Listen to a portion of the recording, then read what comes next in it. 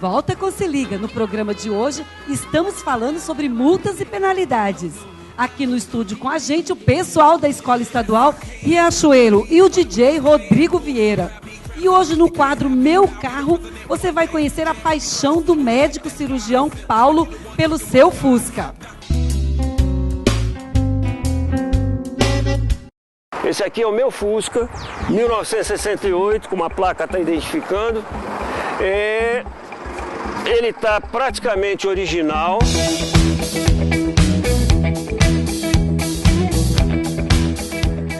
Eu sempre fui apaixonado por carro antigo e principalmente Fusca, que foi o primeiro carro que eu tive.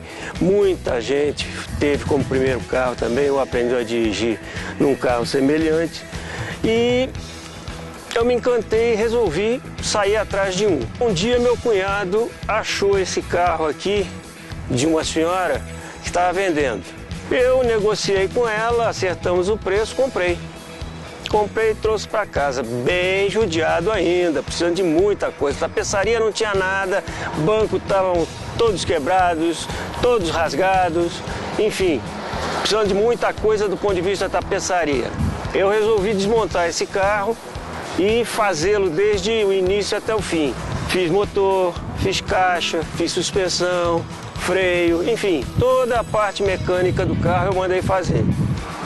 Depois eu mandei para tapeçaria, recuperei toda aquela tapeçaria, todo aquele banco. Mas aí vai uma história curiosa, que logo que eu comprei esse carro, eu tinha vontade de sair com ele e ele estava ruim.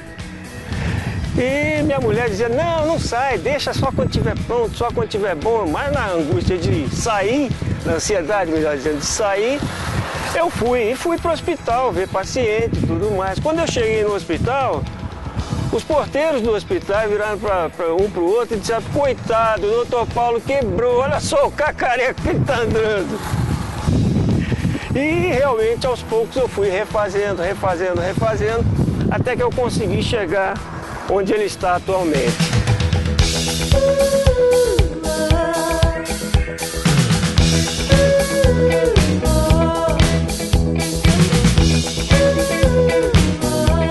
Me telefonaram perguntando se eu não queria entrar queria formar uma confraria, um grupo interessado por Fusca. E eu fui.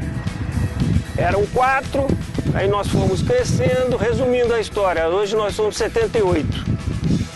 Já fizemos diversas fusquiatas pela cidade, diversas exposições na base aérea, na Ferona Central, viajamos para Maracaju, para a exposição na Festa da Linguiça, fomos para a festa do Porco no Rolete em São Gabriel do Oeste, fomos para Ivinhema, exposição de carros antigos, fomos para Itaporã. A gente viaja em grupo, em média 10 a 15 carros.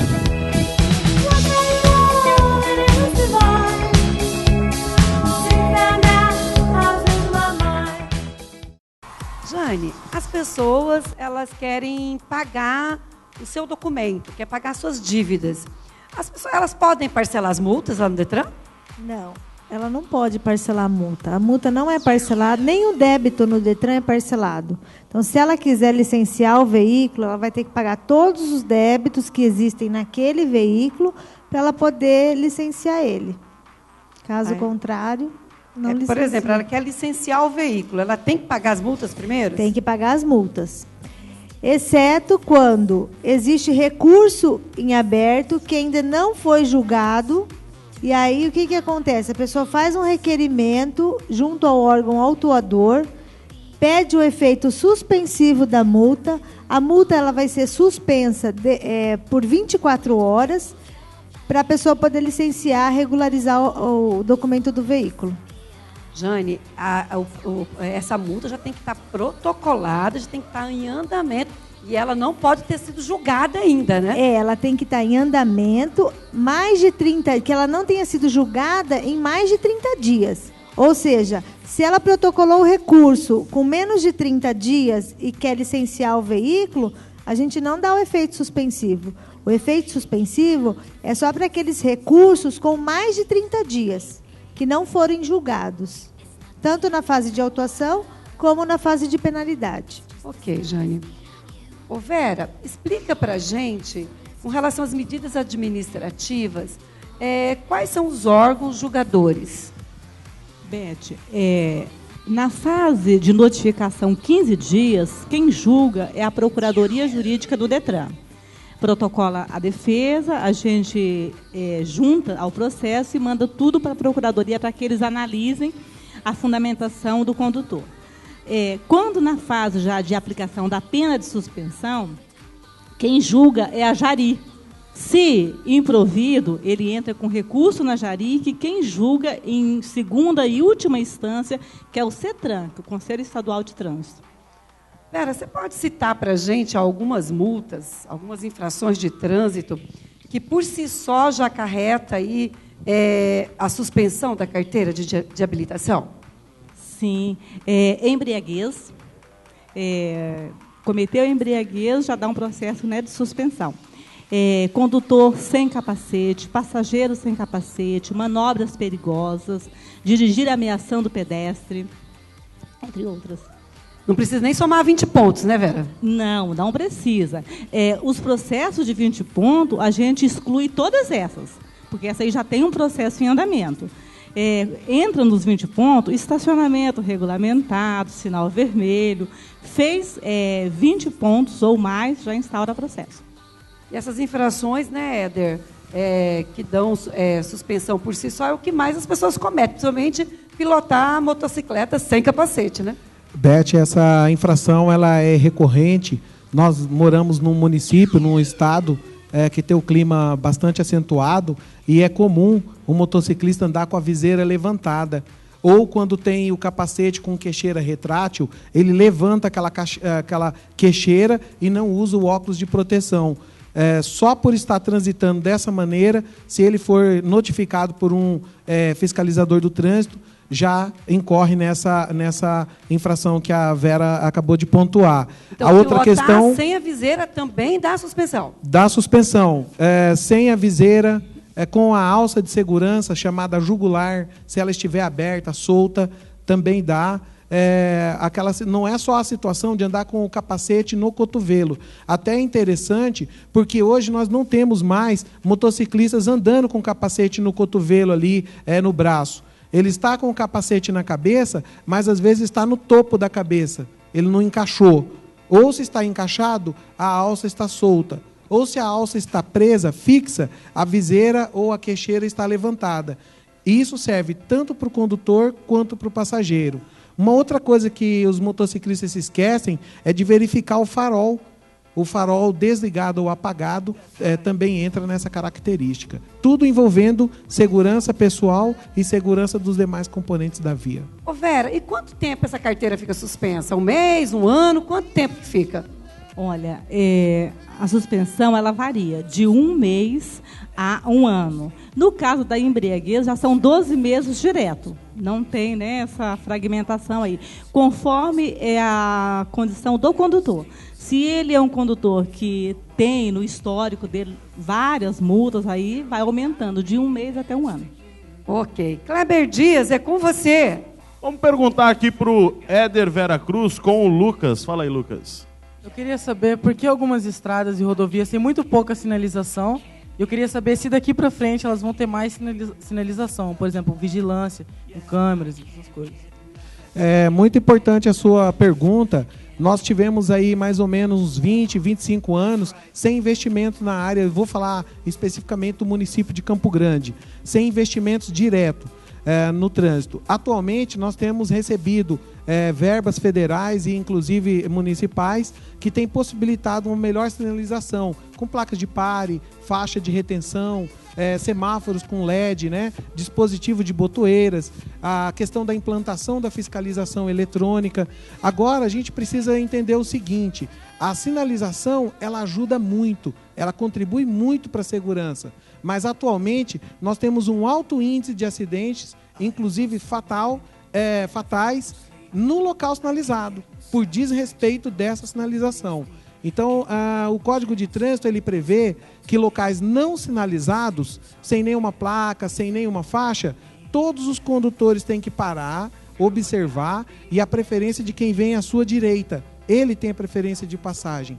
Então, o que nós estamos vendo hoje, apesar da sinalização ainda não estar da maneira adequada, ela está sendo atualizada, o índice de acidente está ocorrendo em vias de boa sinalização, boa visibilidade e bom piso. Então, onde é que está o problema? Na conduta, no comportamento. Mas a sinalização indicativa, a educativa, a de locais públicos, né? A de monumentos, essa está sendo implantada já há 4 anos. E nós acreditamos que mais aí uns 2 anos a gente consiga ter Campo Grande bem sinalizada para favorecer a segurança e a fluidez. Ô Éder, um exemplo do que você falou é a questão da Afonso Pena, né? É bem pavimentada, recapeada, bem sinalizada, e aumentaram ali os índices de acidente naquela via, né? Vale dizer aí, agradecer ao Detran, representado pelo Santos Pereira, diretor-presidente. O Detran participou fazendo o custeamento daquela sinalização, hoje está com taxões. E você vê, Beth, depois que foi melhorado essa infraestrutura, a AGETRAN teve que colocar radares na Afonso Pena. Então, o condutor precisa ter um comportamento de que ele tem um bom piso, que ele tem uma boa via, mas que ele tem que andar na velocidade compatível. A exemplo da Afonso Pena, Campo Grande está sinalizada com 50 por hora. As pessoas perguntam, mas por que Campo Grande sinalizou com 50 por hora? Dentro de Campo Grande, de acordo com a hierarquia viária, nós não temos nenhuma via que possa passar de 60. Se o limite máximo é 60 por hora, então a AGETRAN sinalizou com 50 para ter aquela margem de erro. O condutor que vem a 60 por hora, diante de uma faixa de pedestre, ele ao tirar o pé do acelerador, sem dar uma frenagem brusca, ele consegue fazer uma parada mais suave e mais segura. Por isso que nós estamos sinalizando toda ela com 50 por hora. Ok. Tem mais uma pergunta para o Éder, é com o Wellington. Fala aí, Wellington. Então, a gente acompanha nas redes sociais de pessoas que tiram fotos assim de carros oficiais da AGETRAN cometendo infrações, estacionando em faixa amarela, parando em cima de faixa de pedestre. Eu queria saber o que o senhor acha disso. Muito obrigado pela sua pergunta. É uma oportunidade para a gente tocar nesse assunto de maneira franca. A regulamentação, o Código de Trânsito prevê o fiscalizador, ele tem livre parada, estacionamento e fluidez quando em serviço de fiscalização de urgência ou emergência. Um exemplo, bombeiro socorrendo uma vítima, ele para do jeito que precisar. SAMU, a fiscalização da AGETRAN, tem que impedir uma rua, tem que proteger uma caminhada, ele anda na contramão, ele faz o que for necessário com segurança, isso em serviço. A questão dos veículos que foram flagrados em situação irregular foram condutas inadequadas de um ou outro motorista. E só para você ter ideia, o motorista de um veículo oficial do gabinete do prefeito foi notificado porque ele estacionou o veículo ao lado de uma rampa de cadeirante. Um colega nosso estacionou numa calçada sobre o piso tátil, também foi notificado. Então, o Dr. Rudel Trindade, que é o diretor da AGETRAN, ele exerce o poder dele de autoridade de trânsito e determina. Nós tivemos um agente, há muito tempo atrás, que foi fazer a retirada de veículos que estavam na entrada de uma garagem e ele parou a viatura, estacionou, melhor dizendo, a viatura, ao lado de uma placa de proibido parar e estacionar. Mas por que ele foi notificado se ele estava em exercício? Porque ele não colocou os cones na viatura, demarcando, e não ligou as luzes de urgência e de emergência. Então ele fez um serviço correto, foi padrão, só que pecou no ato como condutor. Ali, ele como condutor, ele falhou. Então, para deixar bem claro para vocês, nós zelamos também pela lei na parte do servidor público. E isso que eu estou dizendo aqui da AGETRAN é só um exemplo. Se for pego qualquer um outro carro, de qualquer uma outra instituição, que o condutor tenha tomado uma conduta inadequada, ele vai responder por isso. Tá? Então eu agradeço a pergunta. Agora, só me permitir uma situação, tiveram 2 questões, perdão o seu nome, viu, Wellington? Tiveram 2 questões que eu acho assim deplorável, não precisa. A nossa equipe chegou para atender um acidente, parou sobre uma marca de canalização, foram lá, tiraram uma foto tendenciosa somente da viatura na faixa e colocou no Facebook. Então, por que ele não andou 2 metros a mais e tirou a foto completa, mostrando a equipe atendendo o acidente? Uma outra, no centro da cidade, da mesma maneira. A viatura estava em pleno serviço, colocaram lá, depois colocaram uma foto dela de ponta cabeça, virou uma gozação. Então, eu acho que os órgãos públicos merecem respeito e merecem isso que você está fazendo. Diretamente, olha, houve uma falha aqui, queremos saber o que aconteceu e, se aconteceu, qual que vai ser a decisão a ser tomada. E isso faz com que nós não nos sintamos acima da lei, porque nós não estamos acima da lei. Nós estamos abaixo dela e sob ela. Muito obrigado pela sua pergunta. Tem mais uma pergunta para o Éder aqui com o Augusto. Fala aí, Augusto. Pois é, sábado agora eu tava voltando da Orla de BMX, com uma bicicleta de manobra, e eu tava subindo a Julite Castilho, e na altura ali com a Tamandaré, eu tava na minha preferencial no sinal verde, e um cara numa S10 prateada, ele me fechou, ele passou pelo sinal vermelho e ele me fechou, fez eu sofrer um pequeno acidente ali, porque ele tava fumando, ele só tava com uma mão ali no volante, outra mão para fora do carro com cigarro, e eu queria saber como que se procede nessa situação. Se tem alguma lei que proíbe o cigarro dentro do carro, o que acontece aí nesse caso? Muito boa a sua pergunta. Essa pergunta eu transfiro para a questão do celular. O Código de Trânsito prevê: ao condutor é proibido conduzir o veículo com apenas uma das mãos. É essa a infração. A segunda infração, dirigir fazendo uso do telefone celular. Então as pessoas acham que é só colocar o telefone celular no ouvido que é proibido. Não, não é. Colocar o telefone no ouvido, mandar SMS. Hoje, Beth, já é uma causa de acidente comprovada, condutor mandando SMS, inclusive motociclista. Então, essa é uma infração específica. A questão de fumar não importa, já que nós estamos na nossa região aqui, não importa se é tereré, se é tomando um refrigerante, se é fumando, ou se é falando ao celular, ou se é comendo uma maçã. Ao motorista é proibido fazer consumo de alimentação enquanto ele está conduzindo. É proibido se alimentar? Não, não é, desde que ele mantenha as mãos no volante. Então é muito importante, está aí o seu testemunho. Infelizmente, uma questão que você também podia colocar, eu tenho a placa, o horário, o modelo e o dia e o local. É possível fazer uma notificação? Não é. A notificação só pode ser feita com a presença de um fiscalizador, de um agente de trânsito da AGETRAN ou, no caso, da CIPTRAN. Se for na estrada, rodovia federal ou estadual, um desses agentes. Obrigado pela sua pergunta, muito bacana. A Rayane tem mais uma pergunta também. Fala aí, Rayane.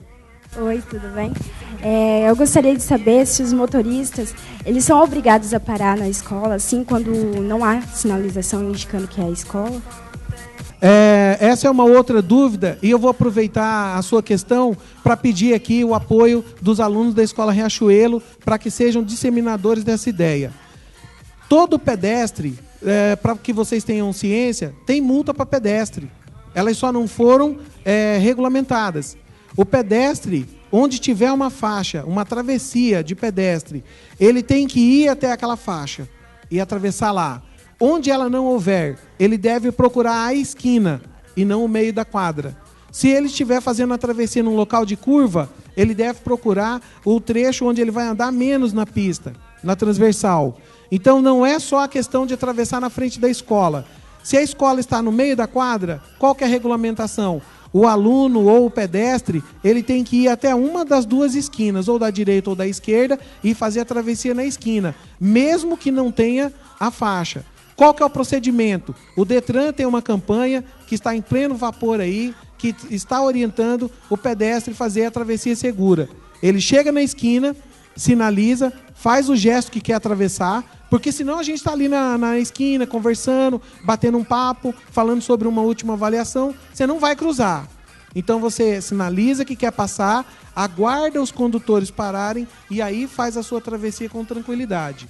Se tiver a travessia elevada, tem que fazer uso dela. Obrigado pela pergunta. Ok, Éder. Daqui a pouco a gente continua essa conversa. Depois do intervalo tem Se Liga Quiz. Continue com a gente, não saia daí.